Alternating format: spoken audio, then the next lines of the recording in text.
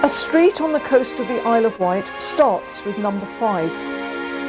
The houses with number 1, 2, 3 and 4 have all gone, swallowed up by the sea.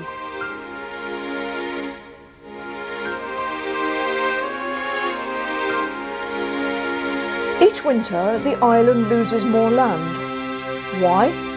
Because of rising sea level and heavy rainfall.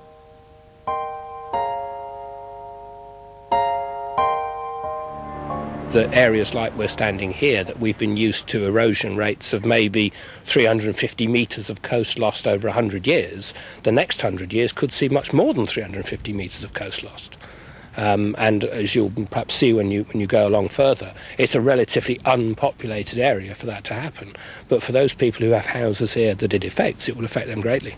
Since the beginning, planet Earth has alternated between periods of glaciation and periods of warming, changes that can be directly linked to the energy of the sun's activity.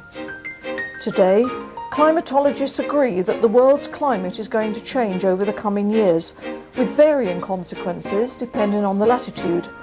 Colder winters, hotter summers, floods, avalanches, storms, landslides, etc. This climate change is partly brought about by man. Human activities create the gases, which accelerates the greenhouse effect and warm up the Earth's atmosphere. It's a global phenomenon. Pollution from a built-up area, wherever it may be, will make itself felt at some point even much further away. In the Isle of Wight, this is likely to be seen in more rainfall and a sudden rise in sea level. Much of our development is situated around the coastline because the Isle of Wight developed in the Victorian period in the last century when sea bathing was popular. So we have dense coastal development which in certain places is at risk from changes in climate. So it's necessary to spend more resources on protecting the coastline to ensure that lives and property are protected and can meet the challenges of climate change. A coastal centre was set up in 1998 by the island's authorities. The public were invited here to get a better understanding of the coastal environment. The Isle of Wight Centre for the Coastal Environment is also leading a major study of the impacts of coastal and climate change on unstable coastal and mountainous areas. The study is receiving financial support from the European Union Life Environment Programme. Here on the south coast of the island, the sandstone cliffs suffer regular subsidence.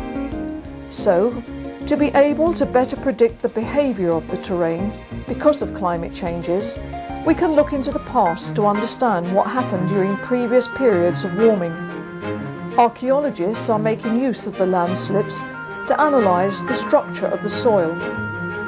The darker area, just beneath the grass, reveals the existence of a well dating back to the Iron Age. It's a sign that there was already a lot of agricultural activity at the time. Analysis of pollen seeds will tell us more about the type of vegetation in the region during the Iron Age. That's a determining factor in the resistance of soil to erosion. There was strong southwesterly winds affecting this coastline, exactly as well we're feeling today. That wind was having an effect on probably a deforested landscape, and it was forming quite large dunes. Now these dunes are sitting on the edge of the cliff, but we believe that the dunes may have been induced by intensive farming. So there is a parallel from what was happening perhaps here in the Bronze Age with warm climate, strong southwesterly winds, fairly intense human agricultural activity. And that's almost what we're experiencing now in our own century. So if we can work out what happened during that Bronze Age event, we may get a model and a handle on what we may predict in the next few decades. Supported by scientific data, the authorities have reinforced the base of the cliffs with large stones in areas where there is economic justification, without adverse effect on the special coastal environment. Other parts of the coast cannot be protected for economic, technical and environmental reasons, and property is being lost. Erosion is starting to have socio-economic effects too. 5 years ago, we had a house for sale, and the lady was buying it, was from 100 miles away, and she came to go to her local insurance company, a branch of the insurance company locally to where she lived, to say, would you insure it for me? And they said, oh no, we won't insure, it's too dangerous. And she said, well, why won't you insure? She said, well, I won't insure because of coastal erosion problems. Blackgang Chine is the oldest amusement park in the UK, built in 1843. Over the past 20 years, the park has been losing 10 metres a year. It won't survive another 20 years. It's in a red zone, a zone declared lost by the local authorities. This is the foundations, the last bit of foundations, and the bit over there, of one of our attractions, a fairy castle, a Sleeping Beauty castle. And the cliff came back to the point where we had to actually take it down and put it somewhere else, which was not an inexpensive job to do. The bight here has come in, and this has moved in the past 3 or 4 months. We have lost some land here, and the land will work its way across the grass here and bite into the path. And we're hoping that it won't actually do it this winter, but we were in the hands of the weather. If we have a lot of rain this winter, then this cliff will no doubt move back and we will have to reroute the path. There are businesses here that are already existing and who fight the coastal battle on an annual basis, the battle with erosion. But I don't think there's any chance of big fresh investment in this area. The northern side of the island is relatively flat. Researchers have unearthed more than 70 cattle skulls, which are 2,000 years old. The cattle were driven or herded to the beach to be killed, butchered and shipped. Their heads were discarded and thrown onto the beach at a level which is lower than today. The fact that they have remained undisturbed until present times demonstrates that accreting conditions over the past 2,000 years has recently changed to an erosive regime.